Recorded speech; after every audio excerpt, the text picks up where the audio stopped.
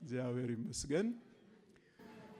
እስቲ ቆም እንልና ጌታ በቃሉ እንዲያስተምረን እንግዲህ መቆም አበዛንባችሁ 10 የተነሱ እያለን እስኪ ትንሽ እንድንተነፍስም ብዬ ነው። ቃሉን እንድንሰማ እግዚአብሔር እንዲናገረን በጌታ ፊት እንሆናለን። እስኪ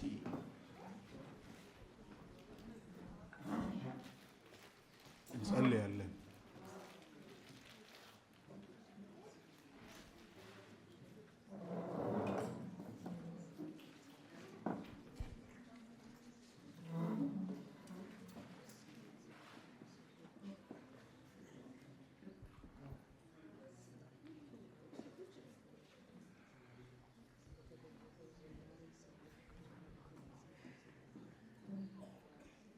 እንዲህ እንድናመልክህ እንዲህ እንድንዘምር በፊትህ እንድንወድቅ ደስ እንዲለን በአንተ አምላካችን እግዚአብሔር ክብር ላንተ እንድንሰጥ ይህንን ድንቅ ማለዳ ስለሰጠህን በኢየሱስ ክርስቶስ በጌታችን ስም እናመሰግንሃለን።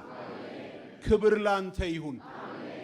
የዘላለም አምላክ እግዚአብሔር ሆይ በቅዱሳን ጉባኤ ለመታደም በአንተ ምህረት በቅተናል።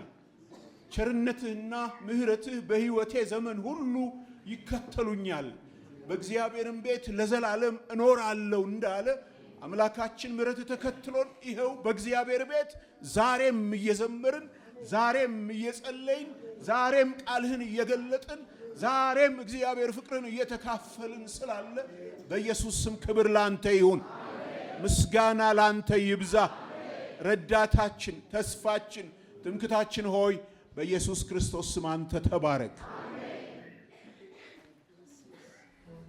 አሁንም ደግሞ በሕያው ቃልህ እንድትናገረን እኔንም ይህንንም ጉባኤ እንድታግዝ ለመንህ በኢየሱስ በጌታችን ስም አሜን።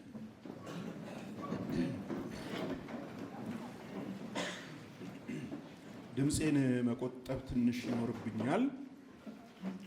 ትንሽ ጉሮሮዬ ትንሽ ሲታገለው ስለነበር ሰሞኑን በመሃል ደግሞ እንደገና የሁለተኛ ፈረቃም ስላለን ስናገር በተቻለ መጠን እንግዲህ ቀዝቀዝ ብዬ ለመናገር ረጋ ብዬ ለመናገር ድምፄን አሳንሼ ለመናገር ሞክራለሁ። ሐሳቡን በግልጥ እናንተ ጋር ይደርሳል፣ ደግሞም ለኔም ይጠቅመኛል ዛሬ። ስለዚህ ምን ሆኖ ነው እንቅልፍ ያለው እንዳትሉኝ ሆን ብዬ ነው ቀዝቀዝ ለማለት የምጥረው። የዛሬ መልእክታችን እንደምታውቁት በአንደኛ ዮሐንስ 5ኛው ምዕራፍ ላይ ነው። ተከታታይ እየሄድን ነው እዚህ የደረስነው። ባለፉት 4 ሳምንታት የእግዚአብሔር ባሪያዎች በዚህ ሲያገለግሉ ነበር። በእያንዳንዱ እሁድ አንዳንድ ምዕራፍ እያየን ዛሬ ደግሞ 5ኛውን ምዕራፍ ከኔ ጋር አብረን እናያለን። የመጨረሻውን ምዕራፍ ማለት ነው፣ የመልእክቱን የመጨረሻ ምዕራፍ። እግዚአብሔር ይመስገን። መጽሐፍ ቅዱስ የያዛችሁ እስኪ አንደኛ ዮሐንስ 5ኛውን ምዕራፍ እንገልጥና አብረን እናነባዋለን። ምዕራፉን እግዚአብሔር ይመስገን ምዕራፉን አብረን እናነባዋለን። እስኪ ግለጡት። አንደኛ ዮሐንስ 5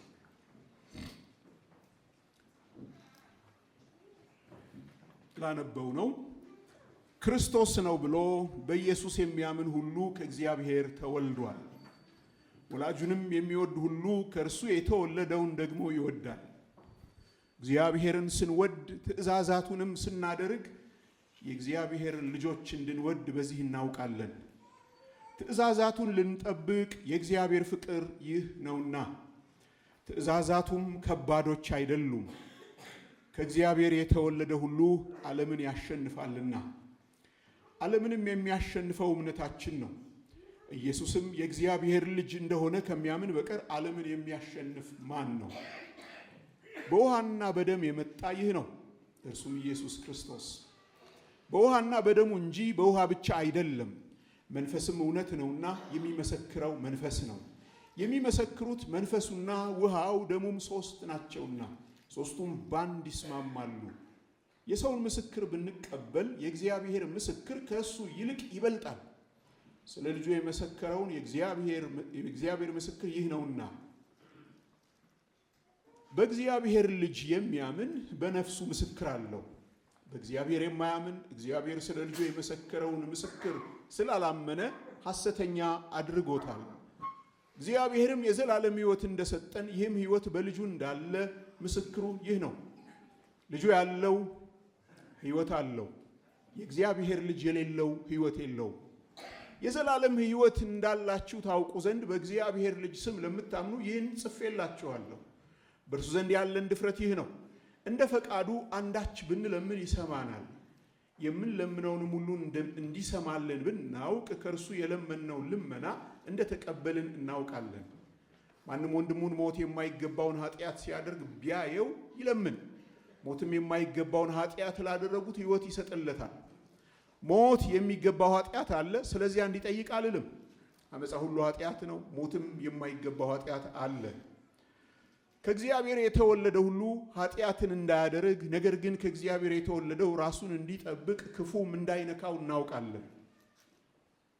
ከእግዚአብሔር እንደሆንን ዓለምን በሞላው በክፉ እንደተያዘ እናውቃለን። የእግዚአብሔር ልጅ እንደመጣ እውነተኛም የሆነውን እናውቅ ዘንድ ልቡናን እንደሰጠን እናውቃለን።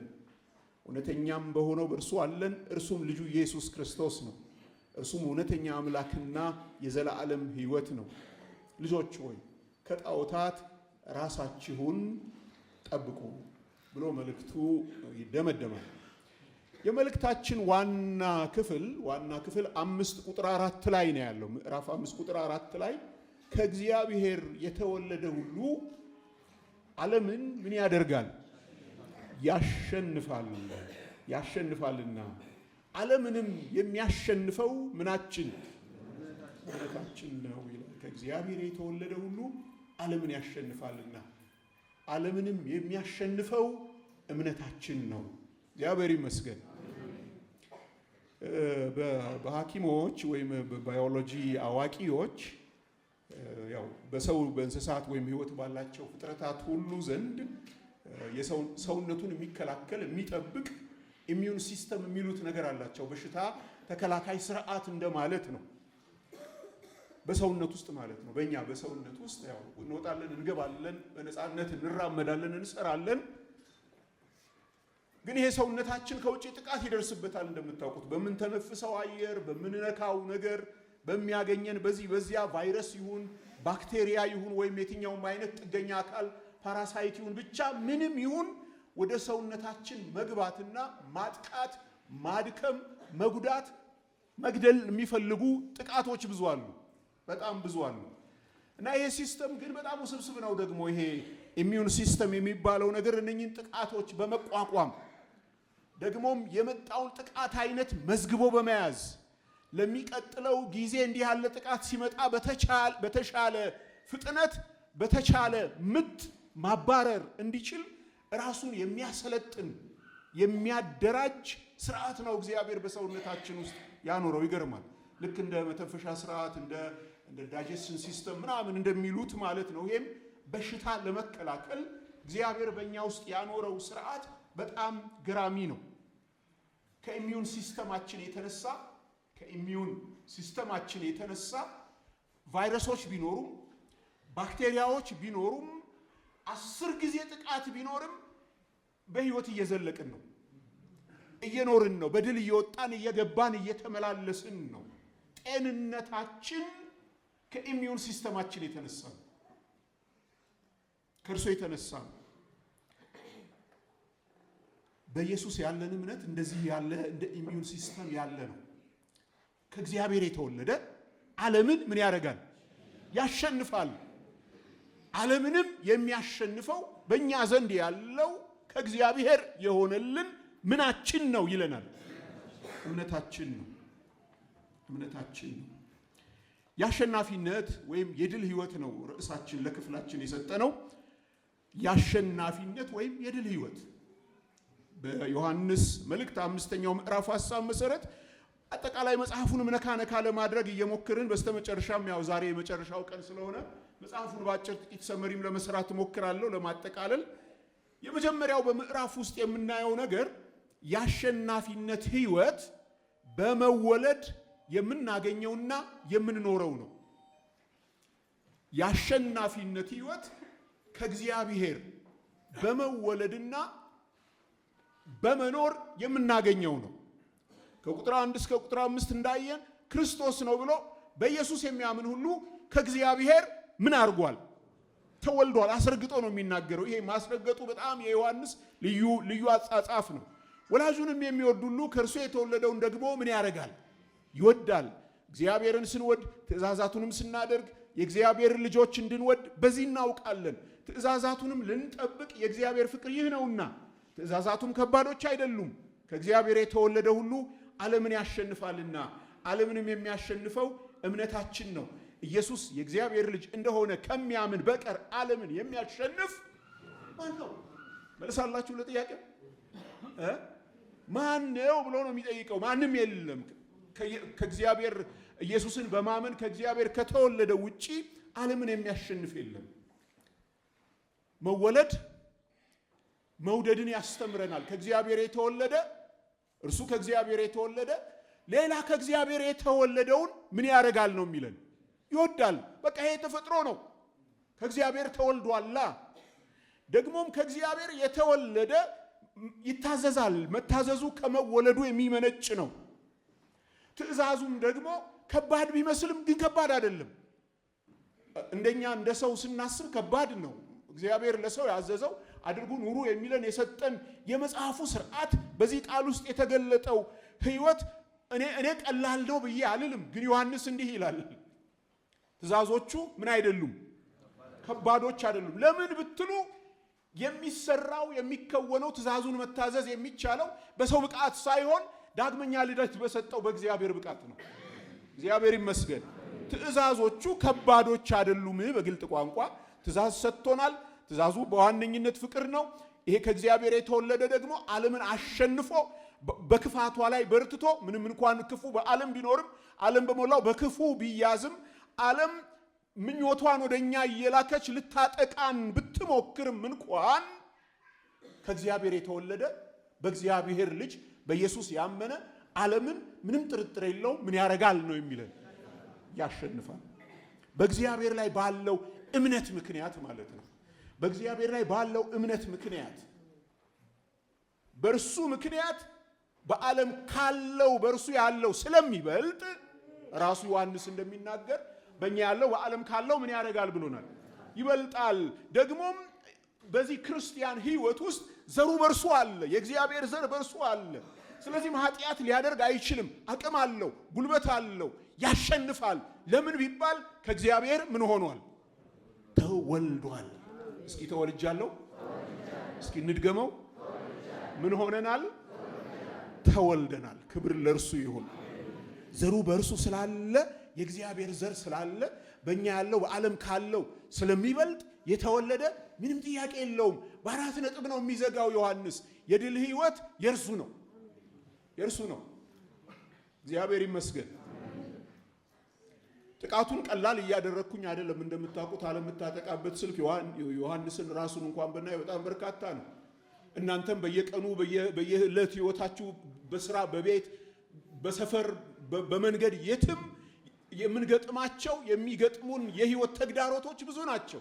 ለኃጢአት የሚጋብዙን ነገሮች ብዙ ናቸው። አንደበትን የሚያስቱ ነገሮች ብዙ ናቸው። ልብን የሚያቆሽሹ ነገሮች ብዙ ናቸው። ህይወትን የሚያረክሱ ነገሮች ብዙ ናቸው። ግን ዘሩ በእርሱ አለ። ስለዚህ ዓለምን ምን ያደርጋል? ያሸንፋል። ይኸውላችሁ ትግል አይደለም የሚጠቅመው፣ ዘሩን ማስታወስ ነው። መወለድን ማስታወስ ነው። እኔ የማን ልጅ ነኝ? የእግዚአብሔር ልጅ ነኝ። ኢየሱስ እርሱ የእግዚአብሔር ልጅ ነው። ኢየሱስ እርሱ ክርስቶስ ነው በማለቴ የተቀባው ነው በማለቴ እግዚአብሔር በዓላማ ለደህንነት በተልኮ የላከው ነው በማለቴ በዚህ እምነት ምክንያት ከእግዚአብሔር ዳግመኛ ልደት አግኝቻለሁ፣ ተወልጃለሁ። ስለዚህ ዓለም ምን ብርቱ ብትሆን እኔ በረታለሁ። እየሰማችሁኝ ነው? እና ዮሐንስ የአሸናፊነት ህይወት በመወለድ ያገኘነውና የምንኖረው ነው። በመወለድ ያገኘነው የምንኖረው ህይወት ነው። መታዘዙን ከዚህ የመነጨ ነው። ሌሎች ቅዱሳንን መውደድ ከዚህ የመነጨ ነው። በቃ ተወልደሃልና ከተወለድክ ጥያቄ የለውም። የተወለደው ሌላውን ልጅ ምን ታደርጋለህ? ትወዳለህ። በቃ አማራጭ የለህም። መቼስ እኔን በጣም ወዶኝ ልጆቼን የሚጠላ ለልጆቼ ንቀት ያለው ሰው ጋራ ምን አይነት ግንኙነት ሊኖረኝ እንደሚችል አስቡ። በቃ አለቀ አይደል? አከበርኩ ቢለኝ ወደድኩ ቢለኝ እነርሱን ግን እንደው ሲገላምጣቸው የማይ ንግግሩ እነርሱን በተመለከተ ለዛ ቢያጣብኝ የዚህ ሰው ወዳጅነት ለኔ ትርጉም ያጣል። ወላጁን የሚወድ ልጁን ምን ያደርጋል? ይወዳል። የድል ህይወት እንዲህ ያለ ህይወት ነው። በመወለድ የሚገኝ መወለድ የሚያስተምረን እግዚአብሔር ይመስገን። ምክንያቱም እግዚአብሔር ትልቅ ነዋ። እግዚአብሔር ትልቅ ነው። በአንተ ያለው ብርቱ ስለሆነ ነው የምታሸንፈው፣ በሌላ በምንም ምክንያት አይደለም። እግዚአብሔር ብርቱ ስለሆነ በልጅነቴ ያለው ያው ብዙ በልጅነቴ የተለያየ ነገር ያው ታውቃላችሁ። አባቴ ፖሊስ ፈረሰኛ የሚባል ተቋም ውስጥ ነበር የነበረው። ከተማ ውስጥ አንዳንዴ በተለያዩ በዓላት ጊዜ በፈረስ ጥበቃ የሚያደርጉ ፖሊሶች ሳታዩ አትቀሩ። በዛ ውስጥ ነው የኖረውና እስከ ጡረታ እድሜው ድረስ የዘለቀውና በልጅነቴ ነው ከፈረሶች ጋር መዋል የጀመርኩት። በጣም በልጅነት እና በጣም በትንሽነት ጊዜ ረጃጅም ፈረሶች ያሁን ዛሬ እኛ ሀገር ያሉት አብዛኛዎቹ ፈረሶች በጣም አጫጭሮች ቀጫጭኖች ናቸውና እንግዲህ የዛን ዘመን የንጉሱ ዘመን ነውና የአሜሪካን እና አውስትራሊያ ዝርያዎችን እያመጡ ያዳቅሉ ስለነበር ፈረሶቹ በጣም ግዙፎች ናቸው፣ ትልልቆች ናቸው። ቁመታቸው እዛ ላይ ነው። እሱ ራሱ እንደዚህ ብሎ ነው የሚወጣው። አባቴ ኮርቻ እንዲያይ አይደለም እና ያወጣኛል። በትንሽ ሰውነት በትንሽ እግሬ ተከፍቶም ቢሆን ኮርቻ ላይ እወጣለሁ። ከዛ ልጓም ይዞ እሱ ትንሽ ያዞረኝና በልጅነት ማለት ነው። ከዛ ይበቃልና ውረድ ይለኛል። እሱ ከፈረሱ አጠገብ ይቆምና ውረድና ይለኛል። እንዴት አድርጌ ወርዳለሁ? ና ውረድ ይለኛል እና እንዴት አድርጌ ወርዳለሁ? እሱ እጁን ይዘረጋልና ይለኛል። ያለኝ ብቸኛ አማራጭ ከፈረሱ ላይ ወደ እርሱ እጅ ራሴን ምን ማድረግ ብቻ ነው፣ መጣል ብቻ ነው። አማራጭ የለኝም። ቢለቀኝ ጥያቄ የለውም፣ እጎዳለሁ፣ ልሞትም እችላለሁ። ምክንያቱም መሬቱ ብርቱ ነው፣ ጠንካራ ነው። ግን አባት ነውና ደግሞም ብርቱ ነውና ፍቅሩንም ስለማውቅ አቅሙንም ስለማውቅ ከፈረስ ኮርቻ ራሴን እጥላለሁ፣ በህይወት ዘልቃለሁ። ብርታቴ አቅሜ በእርሱ ላይ ራሴን መጣሌ ነው። ከእግዚአብሔር የተወለደ ዓለምን ያሸንፋል። ዓለም ደካማ ስለሆነች ሳይሆን የሚጠብቅ እግዚአብሔር፣ ና የሚል እግዚአብሔር፣ የሚይዘው እግዚአብሔር፣ በአንተ ያለው እግዚአብሔር ብርቱ ስለሆነ ትእዛዙ ከባድ ቢሆንም ላንተ ግን ቀላል ነው። ምክንያቱም አማራጭ አንድና አንድ ብቻ ነው። ራስህን በእርሱ ላይ ምን ማድረግ? መጣል። ዮሐንስ በመልእክቱ ከቁጥር 6 ከቁጥር 13 የሚነግረን ስለ ልጁ ይሄ እግዚአብሔር የመሰከረውን ስለ አንድያ ልጁ የመሰከረውን ስትቀበል እርሱ ላንተ እግዚአብሔር ምስክር ይሆናል። እግዚአብሔር ይመስገን። ከ6 እስከ 13 ይህንን ነው ዮሐንስ የሚነግረን። በውሃና በደም የመጣ ይህ ነው እርሱም ኢየሱስ ክርስቶስ። በውሃና በደሙ እንጂ በውሃ ብቻ አይደለም፣ መንፈስም እውነት ነውና የሚመሰክረው መንፈስ ነው። የሚመሰክሩት መንፈሱና ውሃው ደሙም ሶስት ናቸውና ሶስቱም በአንድ ይስማማሉ። የሰውን ምስክር ብንቀበል የእግዚአብሔር ምስክር ከእርሱ ይልቅ ይበልጣል። ስለ ልጁ የመሰከረው የእግዚአብሔር ምስክር ይህ ነውና በእግዚአብሔር ልጅ የሚያምን በነፍሱ ምስክር አለው። በእግዚአብሔር የማያምን እግዚአብሔር ስለ ልጁ የመሰከረውን ምስክር ስላላመነ ሐሰተኛ አድርጎታል፣ እግዚአብሔርን ማለት ነው። እግዚአብሔርም የዘላለም ሕይወት እንደሰጠን ይህም ሕይወት በልጁ እንዳለ ምስክሩ ተመልከቱ። በተደጋጋሚ ምስክሩ ይህ ነው። ልጁ ያለው ሕይወት አለው፣ ልጁ የሌለው ሕይወት የለውም። የዘላለም ሕይወት እንዳላችሁ ታውቁ ዘንድ በእግዚአብሔር ልጅ ስም ለምታምኑ ይህን ምን አድርጌላችኋለሁ? ምስክር አለው ለልጁ። እግዚአብሔር ምስክር አለው ለልጁ። ስለ ልጁ ስትሰማ ምስክር አለ። እግዚአብሔር ማስረገጫ ሰጥቷል። ልጁ እርሱ ኢየሱስ ክርስቶስ እንደሆነ፣ እርሱ በስጋ እንደመጣ፣ እርሱ ደህንነት እንደሰራ በውሃ በደም ደግሞም በውሃና በደም የመጣ በውሃና በደም ብቻ አይደለም በመንፈስም ጭምር የሚመሰክረው ውሃው ደሙ መንፈሱ ሶስቱም ናቸው እያለ ያው ለትርጉም ትንሽ የሚያስቸግር ክፍል ቢሆንም ግን ኢየሱስ ክርስቶስ ሰው ሆኗል። ይህንን ሲጠመቅ እግዚአብሔር ከሰማያት መስክሯል፣ መንፈስ ቅዱስ መስክሯል። ደግሞም ሰው መሆኑንም የሚያመለክት ሊሆን ይችላል ሲወለድ። ምናልባት ዮሐንስ የሚጽፍላቸው ሰዎችና ዮሐንስ የተነጋገሩበት ቋንቋ ከኛ ይልቅ ለነሱ የበለጠ ግልጥ ሊሆን ይችላል። ምክንያቱም የተቸገሩት ነገር የሚነጋገሩት ነገር በሁለቱ መካከል ያለ ነው። እኛ አሁን አንድ ወገን ንግግር አድማጮች ነን እንደምታውቀው፣ አንድ ወገን ነው የምንሰማው። ዮሐንስ ያለውን ሲላቸው ግን እነሱ የሚገባቸው ሁሉ ለኛ በትግል ነው የሚገባ እና እዚህ ጋር ዮሐንስ እግዚአብሔር ስለ ልጁ በጥቅል እያለን ያለው ነገር ምን አርጓል? መስክሯል። ምስክሩ ደግሞ እውነት ነው። ሃሌሉያ! እግዚአብሔር ስለ ልጁ መስክሯል። ምስክር ደርድሯል። እግዚአብሔር ልክ በብሉይ ነገር በሁለት ወይም በሶስት ምስክር እንደሚጸና ስለ ልጁም እግዚአብሔር ምስክር ደርድሯል። ሞቱም ምስክርነት ነው። ደሙ የከፈለው ዋጋ ምስክርነት ነው። ሞቶ መነሳቱ፣ ሰው መሆኑ፣ ደግሞ መንፈስ ቅዱስ ስለ እርሱ የተናገረው ይሄ ሁሉ ስለ ኢየሱስ የሚናገር የእግዚአብሔር ምስክር ነው። እግዚአብሔር ይመስገን። አይደለም የእግዚአብሔርን ምስክርነት የሰው ምስክርነት እኮ እንሰማለን ነው ዮሐንስ የሚል የሰው ምስክርነት። የሰውን ምስክር ብንቀበል የእግዚአብሔር ምስክር ከእርሱ ይልቅ ይበልጣል። በተለያዩ ጉዳዮች ላይ ሰው እንሰማለን። እግዚአብሔር ስለ ልጁ የመሰከረውን ምስክር ግን ካላመንክ አለቀልህ ነው የሚለው። አንተ እግዚአብሔር ስለ ልጁ የመሰከረውን ምስክርነት ስትቀበል ስታምን እግዚአብሔር ላንተ ምስክር ይሆናል። እግዚአብሔር ይመስገን። እንዲህ ነው የሚመሰክረው ለነፍሱ በእግዚአብሔር ልጅ በኢየሱስ የሚያምን እግዚአብሔር ስለ ልጁ የመሰከረውን ምስክርነት ስላመነ በነፍሱ ምስክር አለው። ልጁ ያለው ምን አለው? ሕይወት አለው። ሕይወት አለው።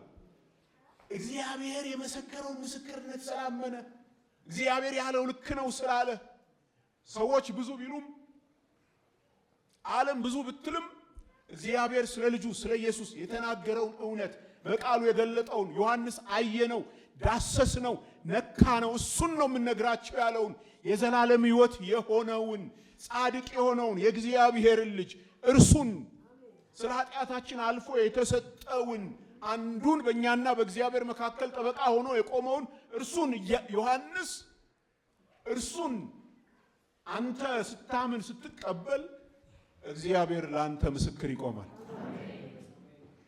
ሕይወት አለ። ምን አለ? በአጽንኦት ነው የሚናገረው። ምጽፍላችሁ የመልእክት ዓላማ ይህ ነው ይላል ቁጥር 13 ላይ የዘላለም ሕይወት እንዳላችሁ ታውቁ ዘንድ በእግዚአብሔር ልጅ ስም ለምታምኑ ይህን ምን አድርጌያለሁ? ጽፌላችኋለሁ። በቃ እርግጠኛ ሁኑ። እንዲህ ደስ ይላል። የጻፍኩላችሁ በወንጌሉን ሲጽፍ ዮሐንስ የጻፈው 20ኛው ምዕራፍ ቁጥር 31 ላይ እንደምታዩ ኢየሱስ እርሱ ክርስቶስ እንደሆነ ታውቁ ዘንድ ታምኑ ዘንድ አምናችሁም ሕይወት ይሆንላችሁ ዘንድ ይህ ተጽፏል ብሏል ዮሐንስ ላይ እንድናምን። አሁን ደግሞ ካመናችሁ ይሄው ይሄን ጽፌላችኋለሁ። ልጁ ያለው ምን አለው? ሕይወት አለው። የእግዚአብሔር ልጅ ያለው ሕይወት አለው። የእግዚአብሔር ምስክርነትን የተቀበለ ልጁ ያለው ሕይወት አለው ተባለለት። ይህ መልእክት የተጻፈው እንዳልኳችሁ ይህን እውነት ለማረጋገጥ ነው። ልጁ ያለው ምን አለው? እስኪ በሉልኝ። ልጁ ያለው ልጁ ያለው የዘላለም ሕይወት እንዳላችሁ ታውቁ ዘንድ በእግዚአብሔር ልጅ ስም ለምታምኑ ይህንን ምን አድርጌላችኋለሁ? ጽፌላችኋለሁ። እንዴት ደስ ይላል! እግዚአብሔር የመሰከረውን ምስክርነት ስታምን ግድ የለም የሰው ምስክርነት ብዙ አያስጋ። እግዚአብሔር ስለ ልጁ መስክሯል። ያንን ምስክርነት አሜን በል። እግዚአብሔር ላንተ ምስክር ይቆማል። ድል ነሽነት ማለት እሱ ነው። በዓለም ብዙ ጩኸት መካከል እግዚአብሔር ስለ ልጁ የመሰከረውን ምስክርነት አምኖ አዎ ኢየሱስ እርሱ በሥጋ ለደህንነቴ የመጣ ጻድቅ ሆኖ የኖረ የእግዚአብሔር ልጅ እርሱ ኢየሱስ ክርስቶስ ነው ብለህ ይህንን ምስክርነት ስታምን ወንድም ዓለም እግዚአብሔር ራሱ ለአንተ ምስክር ነው። ክብር ለእርሱ ይሁን። ቃለ ሕይወት አንድ መዝሙር አለ። ያው አርማችንም እንደምታውቁት ወልድ ያለው ሕይወት አለው ነው። ልጁ ያለው ምን አለው? ሕይወት አለው። አንድ መዝሙርም አለ በቃለ ሕይወት ጽፈት ቤት ያሉ ሪትም ኳየር የሚባሉ ወንድማችን ረታ የሚመራው ኳየር አለ። እዛ ኳየር ላይ የዘመሩት መዝሙር አለ። ለቃለ ሕይወት እንደ ምን ልበላችሁ እንደ አንተም ሊገለጥ የሚችል እንደ ብሔራዊ መዝሙር ሊገለጥ የሚችል መዝሙር ሰርተዋልና ምንድነው የሚለው? እስኪ አያልቅበት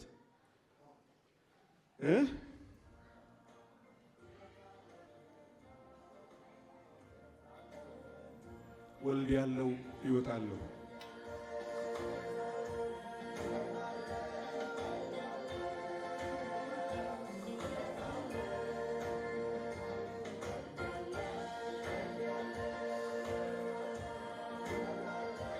ወልድ ያለው ሕይወት አለው።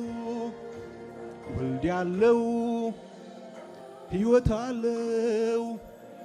ወልድ ያለው ሕይወት አለው። ወልድ ያለው ክብር ለእግዚአብሔር። ወልድ ያለው ክብር ለእግዚአብሔር።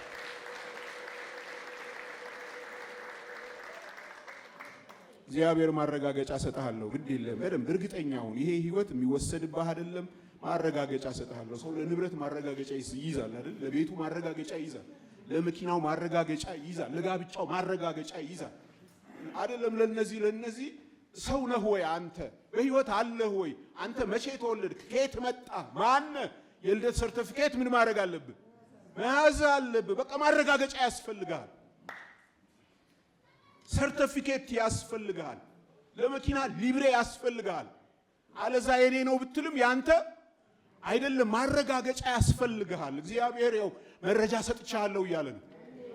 መረጃ ሰጥቻለሁ፣ መስክሬልሃለሁ። ይሄ እርግጠኛ ነው። ልጁ ያለው ሕይወት አለው። ይሄው እግዚአብሔር ሊብሬ ሰጥቻለሁ እያለ ነው። እንካ የዘላለም ሕይወት የማን ነው? ያንተ ነው። ልጁ ስላ ያለህ ሕይወት አለው። እርሱ ሕይወት አይደል? ክብር ለእግዚአብሔር። እስኪ ልልታ እንዴ!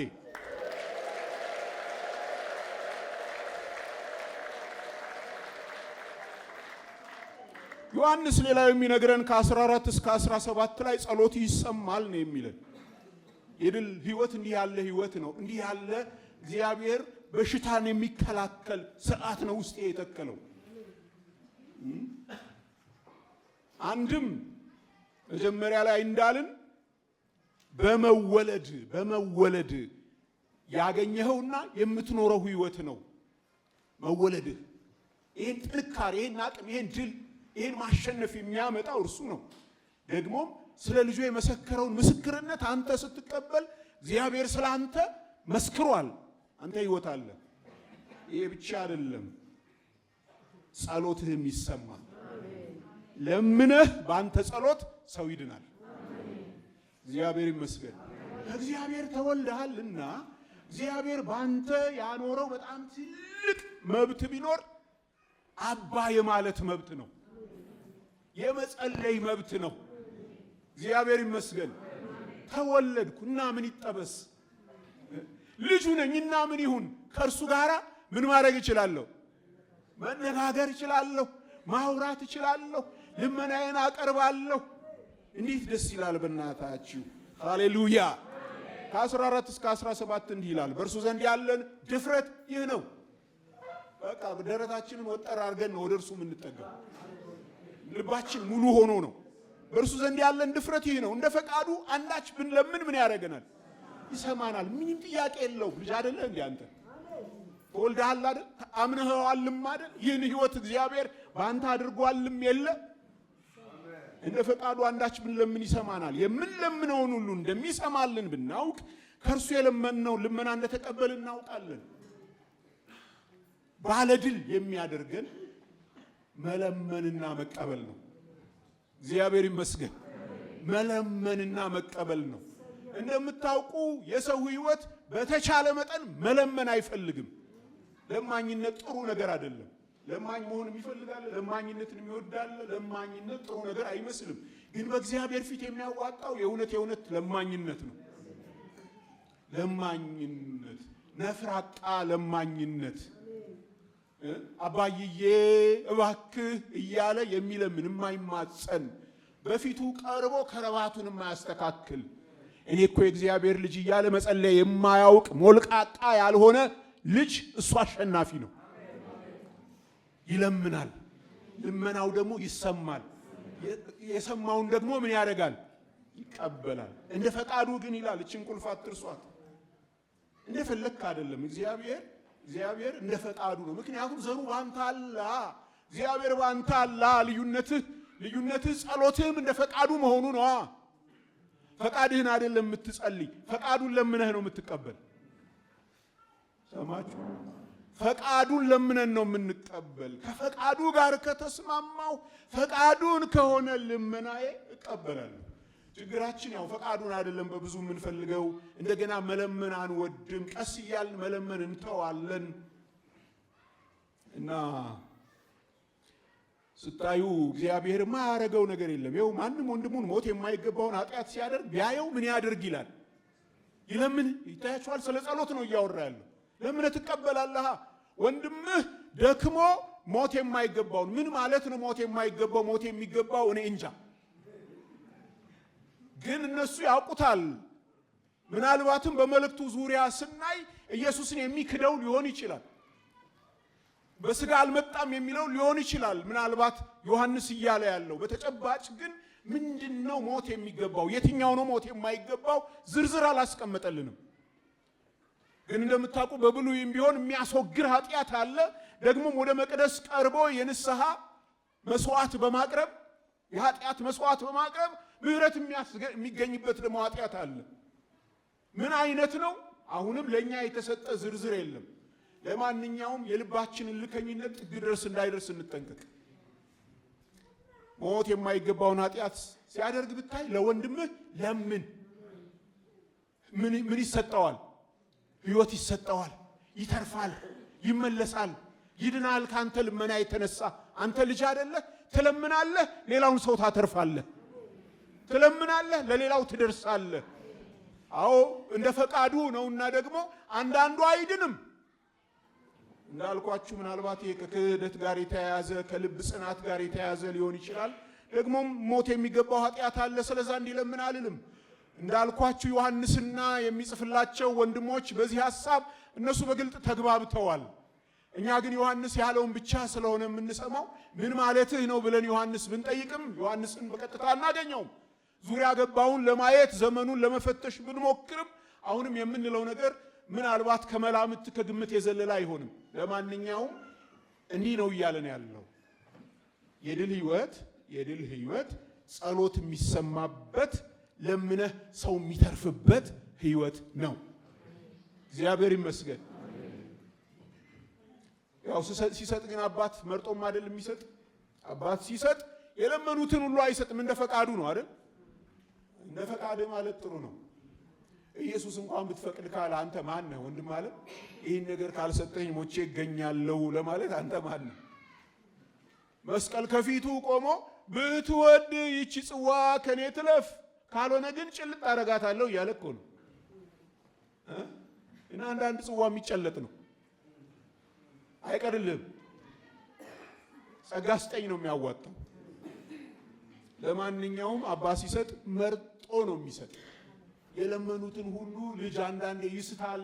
ልጅ ነውና የሚለምነውን አያውቅምና ይሳሳታልና ማይሆን ልመናም ይለምናል። ድሮ መጀመሪያ ልጃችን ሲሆን ቴሌቪዥን እያየን ያኔ ቴሌቪዥን እናይ ነበር። ዛሬ ብዙ ቴሌቪዥን አላይም። ስማም ይገርማል። ብዙ ቴሌቪዥን አናይም እና ምናልባት ቴሌቪዥኑ እጄ ላይ ስለሆነም ሊሆን ይችላል። እና በትንሽነቷ ቴሌቪዥን ሲከፈት በተደጋጋሚ አሁንም እንዳለ እንጃ እሱ ማስታወቂያ በተደጋጋሚ የቢራ ማስታወቂያዎች ይመጡ ነበር። አንዴ ዳሽን ይመጣል፣ አንዴ ጊዮርጊስ ይመጣል። ብቻ እየመጡ እየዘነጡ ምን እያሉ እርካታ ያለበት ምናምን ሲንቆረቆር እያሳዩ ከጠርሙሱ ሲቀዳ እያሳዩ ጨለጥ ሲደረግ እያሳዩ በተደጋጋሚ የሚመጣው ማስታወቂያ ሁሉ ምን ቢራ ቢራ ቢራ ቢራ ቢራ ቢራ ቢራ ሆነባትና ሁለት ታደረጋትና ዳድ ቢራ ግዛልኝ አለችኝ። ቢራ ግዛልኝ አባት አይደለው ገዛውላታ። አይሆንም አይደል? አይሆንም። ምን ለማለት ነው? ልጅ ቢለምንም የለመነው ሁሉ አይሰጠውም። እሱን አምነህ ጸልይ። እንደሱ ስትኖር አንተ ባለድል ነህ። የማይገባ ትግል ውስጥ አትገባም። አባትህ እርሱ የሚበጅህን የሚያውቅ መሆኑን ትረዳለህ። በዛ ውስጥ ትለምናለህ። እምቢ ካለ ደግሞ አባዬ ወዳለው ነው የሚባለው። ክብር ለእርሱ።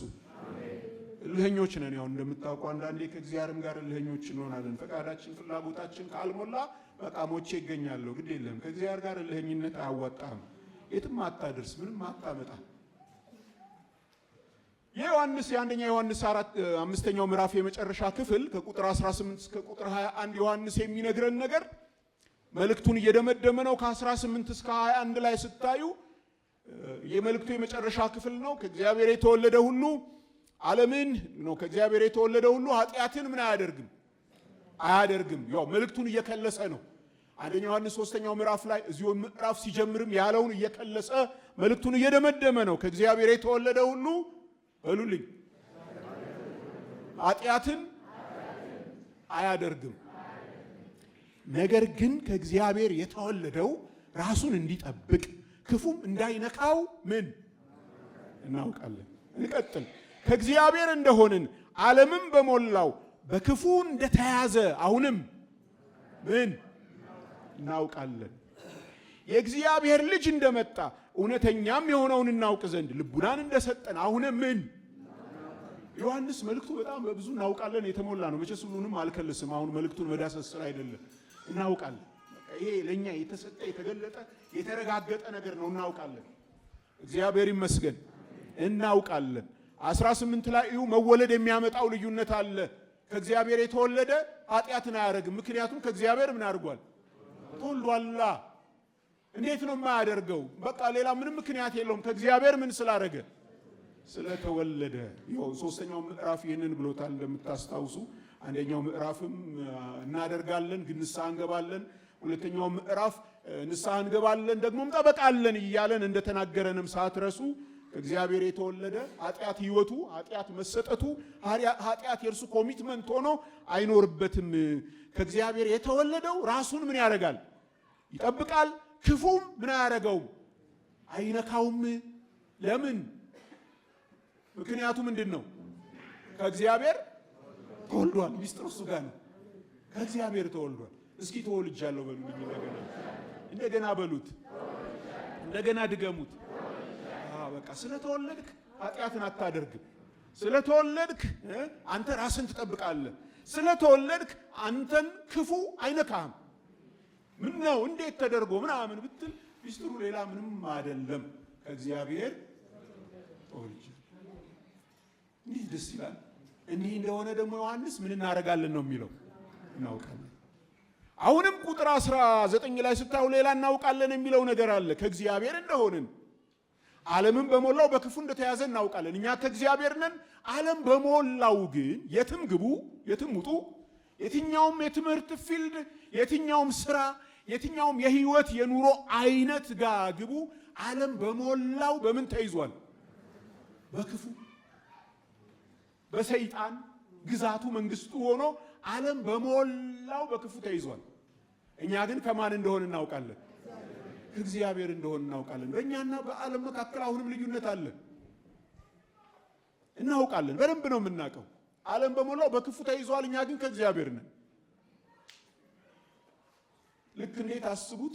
አሁን ያለነው በጠላት ግዛት ውስጥ ነው።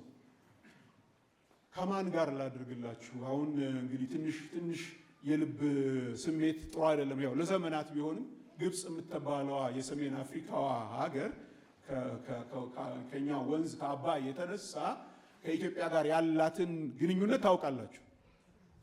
እነርሱም ለኛ ያላቸው ስሜት እኛም ለእነርሱ ያለ ስሜት አለ። ምንም እንኳን ጎረቤት፣ ምንም እንኳን ወደድንም ጠላንም ወንዙ የደም ስር ሆኖ ቢያስተሳስረንም ግን ጥሩ ስሜት እርስ በርስ የለም። አንዳንዴም ያው ለማጥቃት መሞከር አለ። ያው በተለይ እነሱ ከኛ የተሻሉ ስለሆኑ በብዙ ረገድ አቅም ስላላቸው በዚያ በተንኮልም በምንም መላ አላጡልንም እስካሁን ድረስ እኛን ለመነካካት እኛን ከመስመር ለማስወጣትና ቢሆንም ኢትዮጵያ ውስጥ መሀል አዲስ አበባ 6 ኪሎ ላይ የግብጽ ኤምባሲ አለ። ታውቃላችሁ?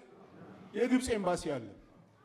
እዛ ኤምባሲ ውስጥ የትኛውም ግብፃዊ እንደፈለገ መሆን ይችላል። ስለ ኢትዮጵያ ማለት የሚፈልገውን ማለት ይችላል። ግብፅና ኢትዮጵያ ቀጥተኛ ጦርነት ውስጥ ቢገቡም እንኳን ግብፅ ኤምባሲዋን ካልዘጋች ወይም ኢትዮጵያ የግብፅን ኤምባሲ ካልዘጋች በስተቀር ያ ግዛት የማን ግዛት ነው? የግብፅ ግዛት ነው። በኢትዮጵያ ውስጥ ሆነው እነርሱ ከኢትዮጵያ አይደሉም። እነርሱ የሚኖሩበት የህይወት ስርዓት ከኢትዮጵያ ይለያል። የሌላ መንግስት ናቸዋ፣ የሌላ ሀገር ዜጋ ናቸዋ። እንደሱ ነው እያለን ያለው። ዓለም በሞላው በክፉ ተይዟል። እኛ ግን ከማንን? እግዚአብሔር ነው። በቃ በክፉ በተያዘ ግዛት ውስጥ አንተ በእግዚአብሔር ግዛት ውስጥ ተከልለ ተጠብቀ የምትኖር ሰው ነህ።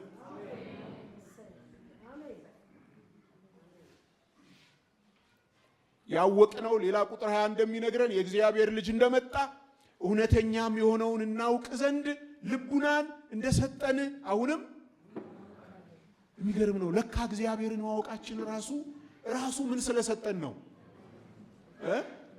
ልቡና። ውይ ይገርማል። እኛ ራሳችንን እናመሰግናለን፣ ሰዎችንም አንዳንዴ እንጨቃጨቃለን። ለካ እግዚአብሔር እውነተኛ የሆነውን እናውቅ ዘንድ ምን ሲሰጥ ነው? ልቡና።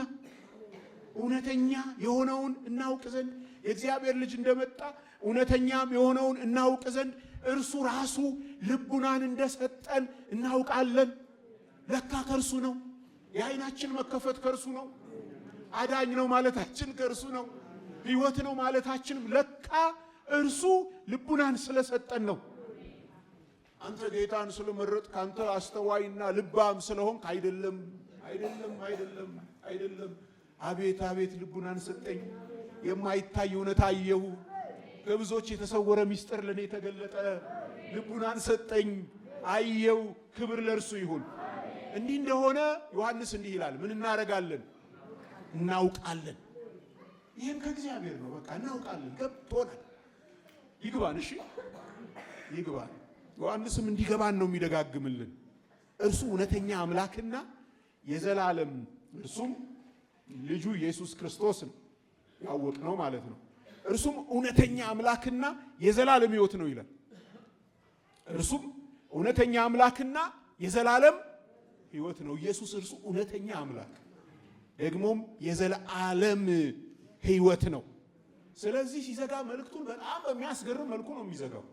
እንደዚህ ተብሎ መልእክት ይዘጋል እንዴ? ጸጋ ከእናንተ ጋር ይሁን በሉ እንትናን ሰላም በሉልኝ እነ ጳውሎስ እነ ጴጥሮስ ላይ ምናምን እንደለመድን ማለት ነው። እንደሱ አይደለም የሚዘጋው።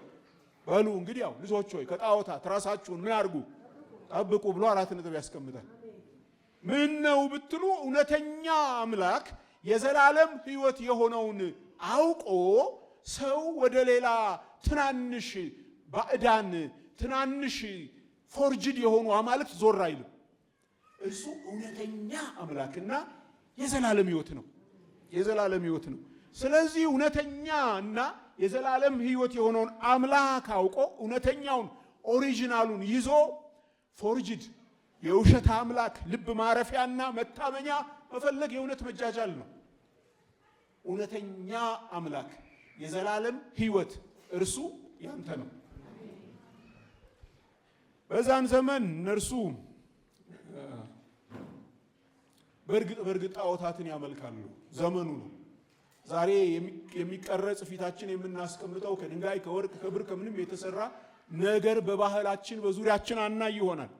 ግን ከጌታ ይልቅ ግን እውነተኛ አምላክ የዘላለም ሕይወት ከሆነው ከእርሱ ይልቅ ልባችንን የሚያሳርፍ ሰውም ይሁን ምንም ነገር ካለ ወገኖች ጣዖት እያመለክን ልብ በብቸኝነት መሰጠት ያለበት መንበርከክ ያለበት መስገድ ያለበት ሽንፍ ማለት ያለበት ውስጥ ቁርጥጥ ካለ አቤት እያለ ግርም ማለት ያለበት በጌታና በጌታ ብቻ ነው። በማንም ሰው አይደለም፣ በምንም ነገር አይደለም። ልጆች ሆይ ከጣዖታት ራሳችሁን ምን አድርጉ?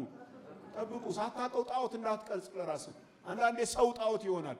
እናት፣ አባት፣ ወንድም ምናምን፣ አንዳንዴም ፖለቲከኛም፣ አንዳንዴ መንፈሳዊ ሰዎች የሚባሉትም እዚህ ጋር መድረክ የሚቆሙ አሁንማ ራሳቸውን የሾሙ ስም ያላቸው በጣም አስገራሚ ስም እያወጡ ለራሳቸው አቻ የሌላቸው ሰዎች በአገራችን እየፈሉ ነው እንደጉድ።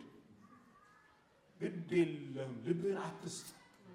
እውነተኛ አምላክና የዘላለም ሕይወት ኢየሱስ ብቻ ነው። ስለዚህ ልብሽ ንፍ ይበል ለጌታ፣ ይሰጥ ለጌታ፣ ይረታ ለጌታ። ማንም እንደ ኢየሱስ አይሆንም። ክብር ለእርሱ ይሁን። ማንም እንደ ኢየሱስ አይሆንም። ማንም ምንም። ይሄን አውቆ እንዲህ ተገልጦለት ይሄንን አውቆ 18 እስከ 19 ታውቃለህና ዕውቀት ተሰጥቶሃልና ከእርሱ ሌላ ልብህን ለሌላ ለማንም ብትሰጥ ወንድም ዓለም ጣዖት ማምለክ ይሆንብሃል። አታምልክ። ልብ ለማን ብቻ? ለባልም አይደለም፣ ለሚስትም አይደለም፣ ለልጅም አይደለም፣ ለጓደኛም አይደለም፣ ለሀገር መሪዎችም አይደለም። አይናችንን ጨፍነን ለሰዎች ስንሟገት እንጠንቀቅ። እየሰገድክ እንዳይሆን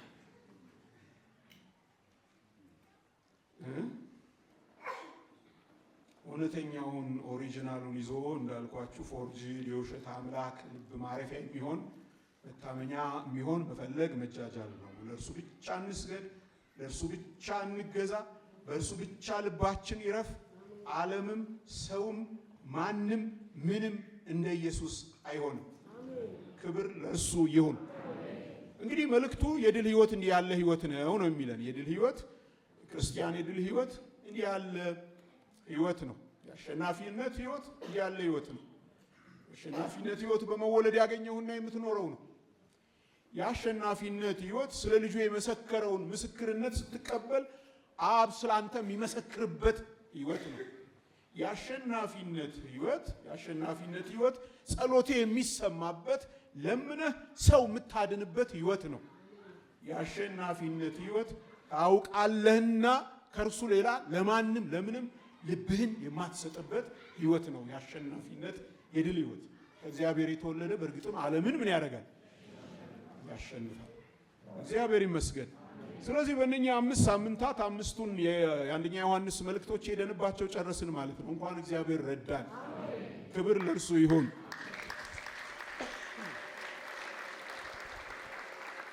እንደዚህ ያለ መልእክቶችን የመጽሐፍ ቅዱስ መጽሐፍትን ራሳቸውን በቀጥታ እንደወረደ ራሱኑ መጽሐፉን ቁጥር በቁጥር ምዕራፍ በምዕራፍ መሄድን መልመድ መውደድ በጣም ጥሩ ነገር ነው ወገኖቼ።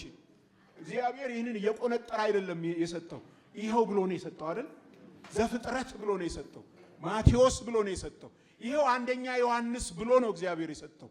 ስለዚህ ሳንቆነጣጥር እግዚአብሔር እንደሰጠ ቀጥታ እንሂድበት። እንደ ጉባኤም ይህንን ልማድ እንለምድ። በማለታችን እኔ በጣም ደስ ብሎኛል። ወደፊትም ልንዘልቅበት ይገባል። እናንተም ልባችሁን አስፉ። ከመጽሐፉ ጋር መግባባት፣ መጽሐፉን እግዚአብሔር እንዳለ ቀጥታ እግዚአብሔር እንዳለ ራሱን መስማት ይሻላል። ከሰው ልብ የፈለቀ ነገር ከመናገር መጽሐፉን ራሱን እንሂድበት። በግላችንም ይሄን አካሄድ እናብዛ፣ በጉባኤም ይሄን አካሄድ እንቀጥልበታለን። በርቱ። የዮሐንስ መልእክቶችን ይሄን አንደኛ ዮሐንስ መልእክትን በጥቂት ሐሳብ መከለስ አድርጌ ልጨርስ። ይህ አንደኛ ዮሐንስ አውራ መልእክቶች 5 ምዕራፍ ነው ያለው። ግን በ5ቱ ምዕራፎች በአጠቃላይ የሚለን ነገር ስለ ኢየሱስ ትክክለኛ መረዳት ይኑርህ ነው። ዋናው አውራው ጉዳይ ይሄ ነው። በህይወት ውስጥ ስለ ኢየሱስ ትክክለኛ መረዳት ይኑርህ። የእውነትና የስህተት መለያው ስለ ኢየሱስ ያለ መረዳት ነው። የምነግራችሁ ዮሐንስ እርሱን ነው የዳሰስኩት፣ ያየሁት፣ ያወቅኩትን በስጋ የመጣው እርሱ ክርስቶስ የሆነው እርሱን ነው የምነግራችሁ። መለያው ምልክቱ እርሱ ነውና ሁሌም እርግጠኛ ሁን ኢየሱስን በደንብ ተረድተው መሆኑ። ወደ ወንጌላት እንመለስ። ወንጌላትን እናንብብ። ወንጌላትን ደጋግመን እንያቸው። ኢየሱስን ወትሮ እናየዋለን። ኢየሱስ ከፊታችን አይጥፋ። አሜን። ኢየሱስን ካወቅከው ታዘዘው ነው የሚለን መልእክቱ በተደጋጋሚ። ጽድቅን አድርግ፣ አታምጽ፣ በብርሃን ተመላለስ። ያወቀው ወይም ከእርሱ የተወለደ ደግሞ ኃጢአት አያደርግም። እግዚአብሔር እርሱ ብርሃን ነውና የኃጢአት ህይወት ኢየሱስን አውቃለሁ ከሚል ሰው ህይወት፣ የአመጽ ህይወት፣ በጨለማ መመላለስ ፍጹም ያልተገባ ነው እያለ ይነግረናል። ካወቅከው ታዘዘው። ደግሞ መልእክቱ ላይ ዮሐንስ በተደጋጋሚ መታዘዝህ በዋነኝነት የሚገለጠው ወንድሞችን በመውደድ ነው። በመውደድ አሳይ ይለን። ትወደዋለህ፣ ትወልደሃል፣ ትታዘዛለህ። እንግዲያው አውራው ጉዳይ ቅዱሳንን ወንድሞችን ምን ማድረግ ነው? መውደድ ነው። የተቸገረ እርዳ፣ እጅ ይዘርጋ፣ የተራበ ካንተ እጅ ይብላ፣ የታረዘ ካንተ ይልበስ፣ የቸገረው ባንተ ይለፍለት። ወገኖች ወደ ጌታ ስንሄድ ያገዝናቸው፣ የጸለይንላቸው፣ የተሸከምናቸው፣ ኪሳችን የተከፈተላቸው፣ ቤታችን የተከፈተላቸው ሰዎች ናቸው በእግዚአብሔር ፊት ክብር የሚሆኑን። የገዛናቸው ዕቃዎቻችን ወይም ደግሞ ያለ ንብረት አይደለም። አንዳቸውም በእግዚአብሔር ፊት ስለኛ ምስክር ሆነው አይቆሙም፣ ምንም አይደሉም። ስለዚህ እግዚአብሔር ፍቅር ነውና መልእክቱ እግዚአብሔር ፍቅር ነውና ካወቅከው ከወደድከው ወንድሞችን ሌሎችን ውደድ። እግዚአብሔርን ወዳለው ማለት አለዛ አትችልም ነው የሚለው። በእምነት ስላገኘኸው ሕይወት እርግጠኛ ሁን። ዮሐንስ በተደጋጋሚ የሚለው እርግጠኛ ሁን። ልጅ ነህ፣ ልጅ ተብለሃል። የእግዚአብሔር ልጆች ተብለን ልንጠራ እግዚአብሔር የሚያስገርም ፍቅር ሰጥቶናል። ከእርሱ ተወልደሃል፣ የዘላለም ሕይወት አለ። አትጠራጠር፣ አትስጋ፣ ጸሎቴ የሚሰማልህ አንተ ልጅ ነህ እያለ ዮሐንስ እርግጠኛ ሁን። በክርስትና ምልልስህ እርግጠኛ ሁን። ልብህ እርፍ ይበል። እግዚአብሔር ይመስገን። የመጨረሻው ዮሐንስ በመልእክቱ በአጠቃላይ የሚለን ነገር እርሱን በማወቅ ለእርሱ ታዘህ አጠቃላይ በብርሃን ተመላልሰህ ወንድሞችን በተግባር የእውነት በቃል ሳይሆን በተግባር ወደህ ስላገኘኸው ሕይወት እርግጠኛ ሆነህ ከእግዚአብሔር ጋር ኅብረትህን በመጠበቅ በማጥበቅ ደስ ይበልህ፣ አብሮም ደስ ይበልን ነው ሲጀምር ራሱ። ይህን የምነግራችሁ ነገር የምጽፍላችሁ ማትተው ነገር በሙሉ እኔ ከእናንተ እናንተ ከኔ እኛም ከእግዚአብሔር ጋር ኅብረት እንዲኖረን ደግሞም የእናንተም የኔም ደስታ እንዲበዛ ደስታችን ፍጹም እንዲሆን ነው ብሎ የለም። ሰማችሁ? በቃ ይሄ አሁን ባልኳችሁ ውስጥ ለእርሱ በመታዘዝ እርሱን በማወቃችን ውስጥ በብርሃን በመመላለስ ውስጥ ወንድሞችን በተግባር በመውደድ ውስጥ ስላገኘነው ሕይወት እርግጠኛ ሆነን በማመስገን ውስጥ ከእግዚአብሔር ጋር ኅብረታችንን በመጠበቅ ደስ እያለን እንድንወጣ እንድንገባ የእግዚአብሔር ሐሳብ ነው። ኅብረታችን ከእግዚአብሔር ጋር በዝቶ ሃሌሉያ። ዮሐንስ እንግዲህ በአጠቃላይ በመልእክቱ እነኚህን ሐሳቦች የሚሞግተን የሚያስተምረን በፊታችን በጽድቅ ቆሞ የሚገዳደረን የእግዚአብሔር ባሪያ ዮሐንስ ይህን ነው የሚለን። እግዚአብሔር ይመስገን። ደህና ናችሁ አይደል? እና ስለ ኢየሱስ ትክክለኛ መረዳት ይኑርህ። ኢየሱስን ካወቅከው ታዘዘው። መታዘዝህን በዋነኝነት ወንድሞችን በመውደድ አሳይ። በእምነት ስላገኘኸው ሕይወት እርግጠኛ ሁን። እርሱን በማወቅ ለእርሱ ታዘህ በብርሃን ተመላልሰህ በኅብረትህ ደስ ይበልህ፣ እኛም አብሮ ደስ ይበልን። ክብር ለእግዚአብሔር ይሁን። እስኪ አምስቱንም ሳምንት የነበራችሁ እጃችሁን በደንብ አውጡልኝ። እናንተን ማየት ፈልጋለሁ። በደንብ እጃችሁን በደንብ አምስቱንም ሳምንት ጌታ ረድቶኝ በዚህ ተገኝቼ አምስቱንም መልእክቶች ሰምቻለሁ የምትሉኝ እጃችሁን አውጡልኝ። ጌታ ይባርካችሁ። ወዳችኋለሁ። እስቲ ተነሱልኝ። እናንተ አምስቱንም ሳምንት የነበራችሁ በዚህ ጉባኤ በተከታታይ መገኘት የሆነላችሁ በእውነት እንኳን ጌታ ረዳችሁ። ተነሱልኝ። አምስቱንም ሳምንት የነበራችሁ ጌታ ይባርካችሁ። እንዲህ ተከታታይ መልእክት ስንጀምር ሆን ብለን ጊዜያችንን አመቻችተን በተቻለ መጠን ሌላ ቦታ ላለመሄድ ሌላ ጉዳይ ላለመያዝ ተጠንቅቀን ተከታታይ መልእክቶችን በወጉ እንድንሰማ አደራ እላችኋለሁ። እና የቆሙትን ሰዎች እስኪ የተቀመጣችሁት ጌታ ይባርካችሁ በሏቸው፣ አጨብጭቡላቸው። ተባረኩ፣ በርቱ። ሃሌሉያ። ክብር ለእርሱ ይሁን። ኢየሱስ ጌታ ነው። ከእርሱ በመወለድ የአሸናፊነት ሕይወት የኛ ሆኗል። ቆመን እንጸልያለን።